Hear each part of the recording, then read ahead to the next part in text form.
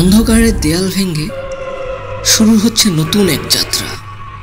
স্বাগত LA of মিস্ট্রিতে। গ্রামের পুরনো কুঠির রহস্য। আসসালামু আলাইকুম ওরহমতুল্লাহ। এলএ অফ মিস্ট্রির পক্ষ থেকে আমি হৃদয় আজ হাজির হয়েছি গ্রামের পুরনো কুঠির রহস্য নামে। তো প্রিয় হরর, মিষ্টি ও ইসলামিক গল্পভূমি বন্ধুরা, কেমন আছেন আপনারা? চলুন আজকে আমরা ঘুরে আসি গ্রামের পুরনো সেই কুঠির রহস্য থেকে। পুরনো কুঠির ছায়া। গ্রামের নাম ছিল নীলকমলপুর। এই গ্রামের এক কোণে দাঁড়িয়ে আছে একটি পুরনো কুঠি, যার দেওয়ালে লতাপাতা জড়িয়ে আছে এবং ছাদ ভেঙে পড়েছে কিছুটা।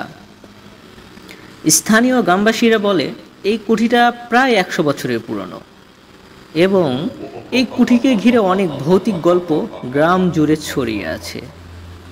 যেমন রাত হলেই অদ্ভুত সব আওয়াজ হয়, কখনো কান্নার আওয়াজ, তো কখনো বা ফিসফিসানি বা নুপুরের শব্দ। এভাবে এই গ্রামের মধ্যে একটা ভৌতিক রহস্য ছড়িয়ে পড়েছে এই কুঠিকে কেন্দ্র করে। আমার নাম রাহুল। আমি কলকাতার একটা মাদ্রাসায় শিক্ষকতা করি। বাবার মৃত্যুর পর আমি গ্রামে ফিরে এসেছি। বাবা এই কুঠিটা আমাকে উত্তরাদি সূত্রে দিয়েছেন, কিন্তু আমি জানতাম না যে এর সাথে কোনো ভৌতিক রহস্য জড়িত। প্রথম দিন যখন আমি গ্রামে পৌঁছাই তখন প্রায় সন্ধ্যা। আমি কুঠিরটির সামনে দাঁড়িয়ে আছি। তখন সূর্য হেলে পড়েছে পশ্চিম দিগন্তে। হঠাৎ একটা ঠান্ডা হাওয়া বয়ে গেল আমার শিরদাঁড়া হয়ে, আর আমার কানের কাছে কেমন জানি ফিসফিসানি শোনা গেল। ফিরে তাকাতেই দেখি আমার আশেপাশে কেউ নেই, শুধু দূরে দূরে কিছু ঝিঝি পোকা সমানে ডেকে চলেছে। আর ওই জঙ্গলের মধ্যে কিছু কুকুর করুণ সুরে কান্না করছে। কুঠি থেকে একটু হেঁটে কিছু দূরে এক চায়ের দোকানে গিয়ে বসলাম। চায়ের দোকানে আগে থেকে বসা গ্রামের মুরব্বীরা আমার পরিচয় জানতে চাইল। আমি সব খুলে বললাম। আমি এখানে কেন এসেছি, আমার বাবার নাম কি এবং আমি কোথায় থাকি, কি চাকরি করি, সব কিছুই মুরব্বীদের খুলে বললাম। মুরব্বীরা বলল, বাবা ওখানে যেও না, ওই কুঠিটা জিনের আস্তানা, আমরা ওই রাস্তা দিয়ে খুব একটা যাওয়া আসা করি না।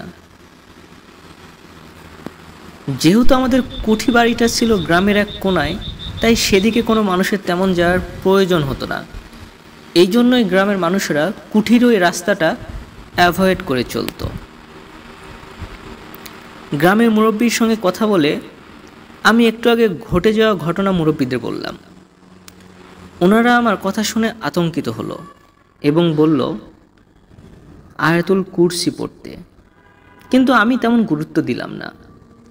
ভেবেছিলাম সব কুসংস্কার আর আমার মনের ভুল। মুরব্বীদের বলে কুঠির কিছু দূরে আরেকটা বাড়িতে থাকার জায়গা করলাম। এই বাড়িতেও কেউ থাকে না, ওনারা সপরিবারে শহরে চলে গেছেন। বাড়িটা একটু ছিমছাম কিন্তু দেখতে সুন্দর। 2 রুম আর বারান্দার সাথে বাথরুম। এক রুম মানুষদের পরিষ্কার করিয়ে সেখানেই থাকার ব্যবস্থা করলাম। সেদিন এশার নামাজ পড়ে শুয়ে পড়লাম আমি, কিন্তু রাতে ঘুম আসছিল না। আধো ঘুমে শুনলাম দূর থেকে একটা নারীর নীরব কান্নার শব্দ। একটু খেয়াল করে দেখলাম শব্দটা আমাদের কুঠিবাড়ি থেকেই আসছে। আমি মনে মনে আয়াতুল কুরসি পড়লাম। আল্লাহু লা ইলাহা ইল্লা হুয়াল হাইয়ুল কাইয়্যুম। শব্দটা মনে হয় কিছুটা কমলো, কিন্তু তবুও অল্প অল্প ভয় লাগলো আমার। প্রিয় বন্ধুরা, আমরা গ্রামের সেই রহস্যকেরা কুঠির বাড়ির সামনে উপস্থিত হয়েছি এবং এটাকে ঘিরে যেগুলো শয়তানের কর্মকাণ্ড, সেগুলো আস্তে আস্তে আমাদের সামনে আবির্ভূত হবে। গ্রামের অদ্ভুত কান্না। রাহুলের ভাষ্যমতে। পরের দিন সকালে আমি গ্রামের বুড়ো মানুষদের সাথে কথা বললাম। তাদের কাছ থেকে যা জানতে পারলাম তা হলো, তারা বলল বছর 50 আগে এই গ্রামে একটা ধনী মুসলিম জমিদার পরিবার থাকতো। জমিদারের একটি মাত্র মেয়ে ছিল, নাম তার রেখা। জমিদার মেয়েকে বিয়ে দিয়ে ঘর জামাই রাখে এবং সেই কুঠি বাড়িতে তাদের থাকতে দিয়েছিল। তবে রেখার স্বামী ছিল প্রচণ্ড লোভী এবং সে একটা শয়তানি জিনের সঙ্গে চুক্তি করেছিল। সেই জিন বদমাশটাকে ধন সম্পদ দিয়েছিল, কিন্তু বিনিময়ে চেয়েছিল রেখার আত্মাটাকে। একসময় জমিদার মারা যাওয়ার পরে সেই লোভী জামাই রেখাকে হত্যা করে এবং শয়তানে দেওয়া চুক্তি পূরণ করে। সেই থেকেই এই কুঠিতে জিনের অভিশাপ রয়েছে। গল্পটা শুনে আমার কিছুটা হাসি আসলো। এমনও কি হয় নাকি? মনে হচ্ছে সব বানোয়াট গল্প। কিন্তু গত রাতের কথা মনে করে কিছুটা ভয় লাগলো আমার। সেদিন সন্ধ্যায় আমি কুঠিরের ভিতরে ঢুকলাম। দেওয়ালে পুরনো ছবি, ধুলোমাখা আসবাবপত্র যেন সেই জমিদারের তখনকার আমলের জানান দিচ্ছে। হঠাৎ বাতাসে গুনগুন করে শব্দ শুনলাম, যেন কেউ বইয়ের পাতা উল্টাচ্ছে অনেক দূরে। তেমন কিছু না পেয়ে সেদিন আমি ফিরে আসলাম। রাত হলে আবার সেই কান্না শুরু হলো। এবার কাছ থেকে শোনার জন্য আমি ঘুম থেকে উঠে সেই কুঠিরের কাছে এগিয়ে গেলাম। আমি অনবরত সূরা ফালাক পড়ছি। আউযু বিল্লাহি মিনাশ শাইতানির রাজীম, বিসমিল্লাহির রহমানির রহিম। কুল আউযু বিরাব্বিল ফালাক। আমার সূরা পড়া দেখে শব্দ কিছুটা কমলো। ভেতরে ঢোকার আর সাহস করলাম না সেদিন। আবার ফিরে আসলাম আমি। মাঝরাতে ঘুমের ঘোরে হঠাৎ জেগে উঠে চোখ খুলতেই আমি যেন চমকে উঠলাম। জানালার কাছে একটা কালো ছায়া দাঁড়িয়ে, সে যেন আমার দিকেই তাকিয়ে হাসছিল, চোখ জ্বলজ্বল করছে। আমি ওটা দেখে ভয়ে চোখ বন্ধ করলাম। দোয়া দরুদ পড়ে আবার চোখ খুলতেই সে অদৃশ্য কোথায় যেন মিলিয়ে গেছে সেই ছায়াটা। আমি আবারও সূরা নাস পড়লাম। কুল আউযু বিরাব্বিন নাস। রাতটা সেভাবেই কেটে গেল। পরদিন সকালে উঠেই আমি আমার সবচেয়ে কাছের বন্ধু সৌরভ, যে এখন শহরে থাকে এবং খুব ভালো একটা আলেম, আমি সৌরভকে ফোন করলাম এবং আমার সাথে ঘটে যায় সব কিছু তাকে খুলে বললাম। সে আমার সব কথা শুনে আমার এখানে আসতে রাজি হলো। সে আশ্বাস দিয়ে বলল, আমি আসছি, তুমি কিছুক্ষণ অপেক্ষা করো এবং সাবধানে থাকো, আমি জলদি তোমার ওখানে পৌঁছাবো। প্রিয় বন্ধুরা, আমরা আস্তে আস্তে কুঠিরের মধ্যে সে রহস্যের মধ্যে আটকে পড়ছি এবং আমাদের গল্পে নতুন একটা চরিত্রের আবির্ভাব, সৌরভ, যিনি একজন ভালো আলেম এবং রাহুলের প্রিয় বন্ধু। বাবার লুকানো চিঠি। সৌরভ 2 দিন পর এলো। আমরা কুঠির চারপাশে ঘুরলাম এবং তাকে আমার কুঠিটা ভালোভাবে দেখালাম। সে বলল, এখানে জিনের নেগেটিভ এনার্জি আছে, কোরআনের আলো দরকার। তারপর আমরা ভিতরে ঢুকে এদিক সেদিক খুঁজে একটা পুরনো সিন্দুক পেলাম। সেটা খুলে তার মধ্যে বাবার একটা চিঠি দেখতে পেলাম। চিঠিটা যেভাবে লেখা ছিল, প্রিয় রাহুল, যখন এই চিঠি তুমি পাবে তখন হয়তো আমি থাকবো না। তোমাকে সবটা জানানো হয়নি, তবে এতটুকু জেনে রাখো, এই কুঠি আমাদের পরিবারের অভিশাপ। একটা খারাপ জিন রেখার স্বামীর চুক্তিতে এখানে তার আসন পেতেছে। তুমিই পারবে এই কুঠিকে সেই শয়তানের হাত থেকে রক্ষা করতে। আমি নিজের চেষ্টা করেছিলাম, কিন্তু আমি ব্যর্থ। আমি ব্যর্থ। বাবার এই চিঠি পড়ে আমি যেন আকাশ থেকে পড়লাম। কই, বাবা তো কখনো বলেনি আমাকে এইসব বিষয়ে। সৌরভ বলল, যাই হোক, চল আমরা এখান থেকে রেকর্ডার চালিয়ে রাখি, দেখি কোনো ক্লু পাই কি না। পরের দিন রেকর্ডার এনে প্লেব্যাক করলাম। কোনো আওয়াজ নেই, শুধু ঝিঝি পোকার শব্দ আর দূরে কুকুরের ডাকের মায়া কান্না। তবে মাঝরাতের দিকে একটা গম্ভীর কণ্ঠ শোনা গেল। সে যেন বলছে, আমাকে ছেড়ে দাও, চুক্তি পূরণ করো। এটা শুনে সৌরভ বলল, এটা নিশ্চয়ই ওই জিনের আওয়াজ। ও আমাদের সাথে কানেক্টেড হতে চায়। মনে হয় রেখার আত্মা জিনের শিকার। সৌরভের কথা শুনে আমরা সিদ্ধান্ত নিলাম রহস্য উন্মোচন করব এবং কোরআনের সাহায্যে জিনকে এখান থেকে বিতাড়িত করব। দেখেছো বন্ধুরা, লোভে পড়ে শয়তানের চুক্তি একটি মরণ ফাঁদ, যা আমাদের ঈমানকে ধ্বংস করে। আরশিতে অচেনা মুখ। পরের দিন সন্ধ্যার পরে আমরা আবার কুঠির ভেতরে প্রবেশ করলাম। এবার সোজা উঠে গেলাম কুঠির দোতলায়। ভাঙ্গা সিঁড়িগুলো কখন জানি খুলে পড়ে আমরা খুব সাবধানে দোতলায় পৌঁছালাম। সেখানে এক কোণে একটা পুরনো আরশি দেখতে পেলাম। সৌরভ বলল, জিনরা আরশিতে প্রতিফলিত হয়। এই আরশি দিয়ে আমাদের চেষ্টা করতে হবে ওদের সাথে যোগাযোগ করার।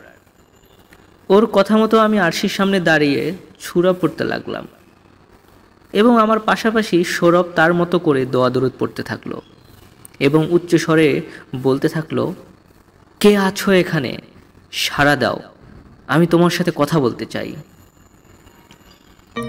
হঠাৎ আমার কাঁধে অদৃশ্য ছায়া এবং ঠান্ডা কিছু যেন স্পর্শ করেছে আমায়।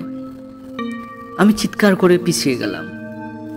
সৌরভ আগে থেকেই ক্যামেরা চালিয়ে রেখেছিল।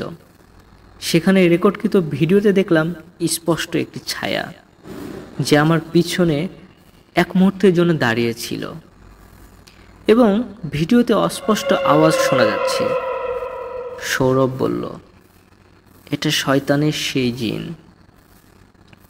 সৌরভ সব দেখে তার মতো করে দোয়া দরুদ আবার পড়তে শুরু করলো। সেদিনের মতো আমরা রুমে ফিরে আসলাম। রাতে আবারও স্বপ্ন দেখলাম আমি। এক কালো কাপড় পরা কে যেন বারবার বলছে আমাকে, কিতাবটা খোঁজো, চুক্তি সেখানে, চুক্তি ভঙ্গ করো। আমি ঘুম থেকে তড়িঘড়ি করে জেগে উঠলাম এবং আয়াতুল কুরসি পড়ে বুকে ফু দিলাম। প্রিয় বন্ধুরা, হিংসা এবং লোভ জিনের দরজা খোলে এবং আল্লাহর পথ বন্ধ করে। আমাদের হিংসা এবং লোভ থেকে বেঁচে থাকতে হবে।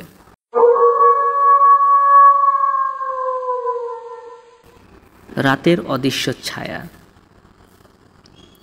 স্বপ্নের কথা সৌরভকে বললাম। সে সব বুঝেছে বলে ইঙ্গিত দিল। সেদিন আবারও আমরা কুঠির নিচের দিকের ঘরগুলো খুঁজতে থাকলাম এবং খুঁজতে খুঁজতে সেখানে লুকানো একটা চেম্বার খুঁজে পেলাম আমরা। তার ভিতরে কিছু পুরনো জিনিস এবং একটা ডায়েরি। ডায়েরির উপরে লেখা রেখা। আমাদের বুঝতে আর অসুবিধা হলো না, এটা রেখে যাওয়ার ডায়েরি। ডায়েরি পড়ে আমাদের সামনে সব কিছু পরিষ্কার হয়ে গেল। রেখার স্বামী জিনের সাথে চুক্তি করেছিল, তবে রেখা এখানে বন্দি থেকে নিজেকে বাঁচাতে চায়। সে এখান থেকে মুক্তি চায়। এমন সময় হঠাৎ লাইটগুলো নিভে গেল।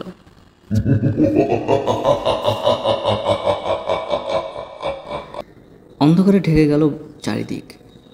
মনে হচ্ছে আশেপাশে কার জন্য ছায়া ছুটাছুটি করছে, যেন কোনো শয়তান জিনের উপস্থিতি টের পাচ্ছি আমরা। সব দেখে আমরা দৌড়ে বাহির হলাম, কিন্তু বাহিরে এসে দেখলাম আমার হাতে কালো একটি দাগ। তবে আমার তো কিছুই মনে নেই কখন আমার হাত আহত হলো। সৌরভ বলল, এটা নিশ্চয়ই জিনের চিহ্ন, সে তোমাকে কিছু বলতে চায়। আমরা সিদ্ধান্ত নিলাম রাতটা কাটিয়ে দিব কুঠিতেই। দোয়া পড়ে আবার ভিতরে গেলাম। আমি অনবরত আয়াতুল কুরসি পড়তে শুরু করলাম। প্রিয় বন্ধুরা, দোয়া এবং কোরআন জিনের শক্তিকে ভেঙে ফেলে, ইমানের আলো অন্ধকার দূর করে। পুরনো ডায়েরির রহস্য। ফিরে যাচ্ছি গল্পতে।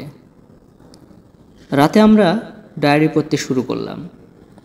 রেখা তার ডায়েরিতে লিখে রেখেছে যেভাবে তার স্বামী জিনের সাথে গুপ্তধনের চুক্তি করেছিল এই কুঠির দেওয়ালে। ডায়েরির শেষে সেই দেওয়ালের ম্যাপটাও দেওয়া আছে এবং কোথায় সেই ধন সম্পদ লুকানো আছে সেটা ম্যাপের মাধ্যমে বোঝানো হয়েছে। এমন সময় হঠাৎ দরজায় টোকা। দরজা খুলতেই দেখি আশেপাশে কেউ নেই, তবে দরজার সামনে একটা তাবিজ পড়ে আছে। সৌরভ বলল, এটা নিশ্চয়ই ওই জিনের সাইন। আমরা তাবিজটা ভেঙে ফেললাম এবং তাবিজের ভেতরে একটা ছোট্ট চাবি পেলাম। চাবি দেখে অনুমান করে নিলাম এটা কোনো সিন্ধুকের চাবি হতে পারে এবং খুঁজতে খুঁজতে একসময় আমরা একটা ড্রয়ার পেয়েও গেলাম। সেই চাবি দিয়ে ড্রয়ারের লক খুলে বেশ কিছু কাগজপত্র এবং একটা চিরকুট পেলাম, যেখানে রেখা লিখে রেখেছে, যখন এটা কেউ পড়বে আমি তখন থাকবো না। আমার চিঠি যেই পড়ুক না কেন, তার প্রতি আমার অনুরোধ আমাকে যেন সে মুক্ত করে, সে যেন শয়তানকে বিতাড়িত করে এই কুঠি থেকে এবং গুপ্তধনটা উদ্ধার করে মসজিদে দান করে দেয়।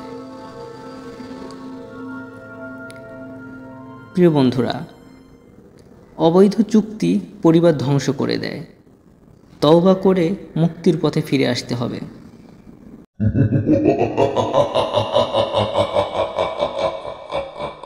কুঠির ভাঙ্গা দরজা।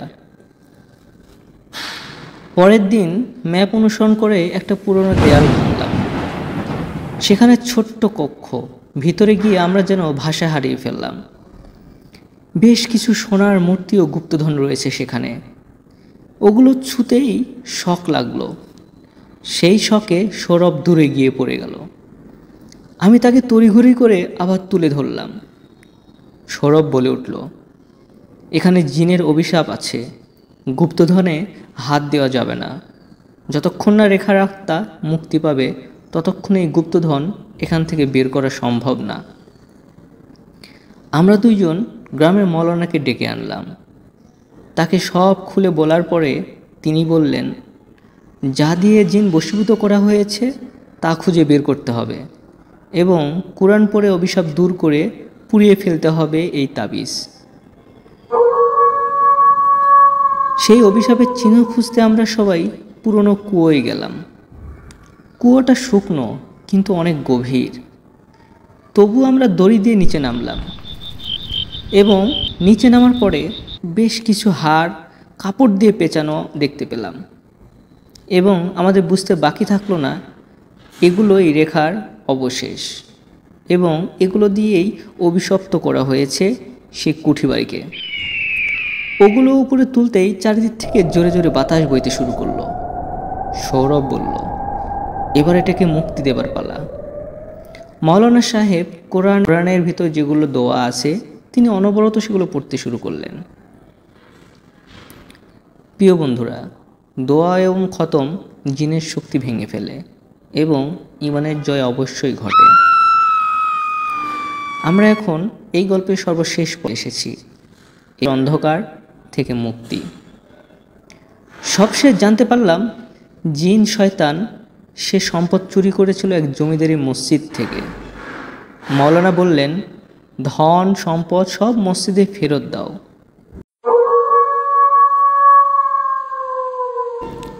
আমরা মাওলানার কথা অনুযায়ী সব কিছু সম্পন্ন করলাম এবং ফিরে আসলাম আমাদের বাড়িতে। কিন্তু রাতে আবারও একটি কালো ছায়া দেখা গেল এবং সে কর্কশ গলায় বলতে লাগলো, চুক্তি ভাঙলে শাস্তি, তোরা শাস্তি পাবি। সৌরভ তড়িঘড়ি করে দোয়া পড়তে শুরু করলো এবং সেই ছায়াটি বিদায় নিল এবং সর্বশেষ যেতে যেতে সেই ছায়াটি বলে গেল, আমি ফিরব, আবার ফিরবো আমি। আমরা বুঝলাম অভিশাপ এখনো শেষ হয়নি। পরের দিন সকালে গিয়ে দৌড়াদৌড়ুত পানি পড়া দিয়ে কুড়িটা শুদ্ধ করলাম। সেই ধন সম্পদগুলো মসজিদে ফেরত দিলাম। তবে প্রায় রাতে কে যেন ফিসফিস করে আমার জানালার ধারে দাঁড়িয়ে বলতে থাকে, তবে তার কথাগুলো আমি বুঝতে পারি না। তার সে অস্পষ্ট কথা বারবার আমার কানে বাজে। গভীর রাতে সে যেন কিছু বলতে চায়। প্রিয় বন্ধুরা,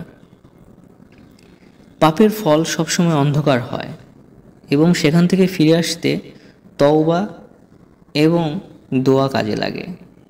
তওবা এবং দোয়ার মাধ্যমেই আশার আলো জেগে ওঠে। ঈমান এবং কোরআন সব অন্ধকার দূর করে লোভ ত্যাগ দূরে ঠেলে দেয়, আল্লাহর কাছে স্মরণ বাড়িয়ে দেয়। আজ এই পর্যন্তই। দেখা হবে আগামী কোনো পর্বে, নতুন কোনো গল্পে, ঈমানি শক্তি বাড়াতে। সে পর্যন্ত সবাই ভালো থাকুন এবং এলে অফ মিষ্টির সঙ্গেই থাকুন। আল্লাহ হাফেজ।